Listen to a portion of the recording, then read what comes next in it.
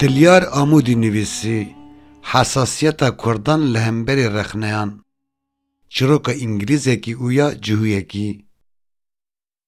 Carekî ez bi yekî îngilîz re bi îngilîzî de axivim û min dît ku gotinan dipelixîne. Tev li hev dike. Min jî jê re got, tu van şaşiyan dikî.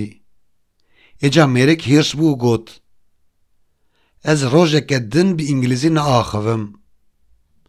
Wî biryar da ku bi Kurdî biaxive. Ez li ber geriyam. Min got heyran nabe, ev çi ye? Ne heyfa zimanê dayîka te ya şîrîn e ku tu dev jê berdî. Wî got, na û ez qet qebûl nakim. Ez ê êdî bi Kurdî biaxivim. Min kir nekir nebû û ew roj ev roj e. Wî ciwanmêrê gotinek bi îngilîzî nekiriye. Çi çîrokeke seyr e, ne wisa? Belkî gelek kes ji we dibêjin ev çi derewe? Xebera we ye, zir derewe. Tiştekî wisa çê nebiye û çê nabe jî.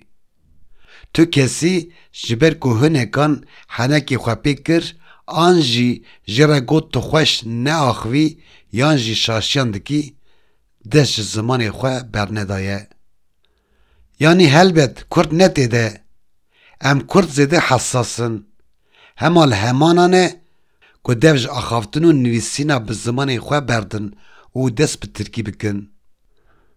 Mirov carna şaşî û çêwtiyên wisa dibîne ku dixwaze xwe li wir bikuje. Lê mixabin ji bo ku wî kesî ji Kurdî sar neke, tiştekî nabêje. Lê gelo bi rastî jî ev tiştekî baş e. Gelo bi rastî jî ev normal e. Gelo em wisa bihêlin ziman xera bibe û biherime jî tê tehedeyê bêtir li zimanê me neke.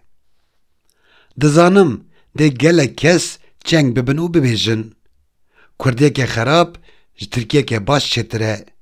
Erê, ez jî wisa difikirim. Lê Kurdiya baş ji her duyan çêtir e.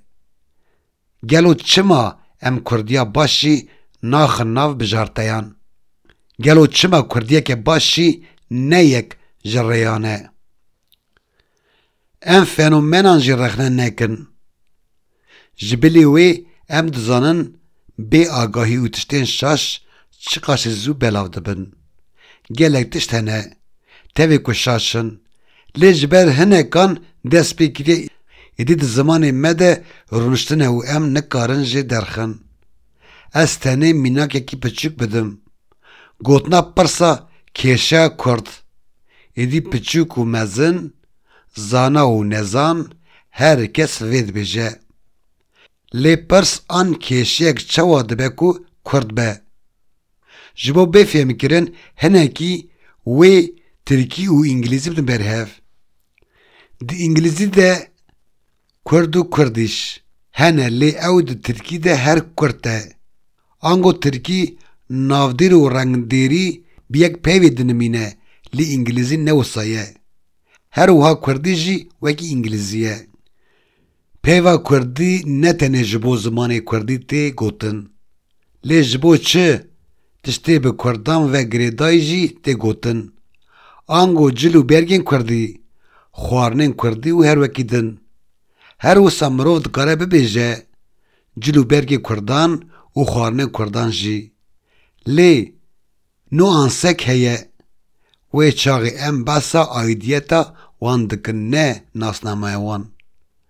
Lê ev mijareke dirêj e û dizanim gelek kes tê nikaribin xwe ji zimanekî Tirkî xelas bikin û vê qebûl bikin.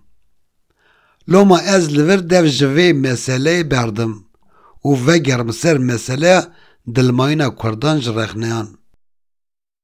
Niha me fêm kir em mirovên normal rexne nekin û nebêjin we şaşî kirine da ku wan ji zimanê sar nekin. Lê gelo em mamoste, nivîskar, fenomenên medya civakî yên Kurdî jî rexne nekin. Eger yek vîdeoyekî li ser zimanê Kurdî çêke û şaşiyan bike, em nebêjin te şaş kiriye. Em bêlin bi dehan kes şaş fêr bibin.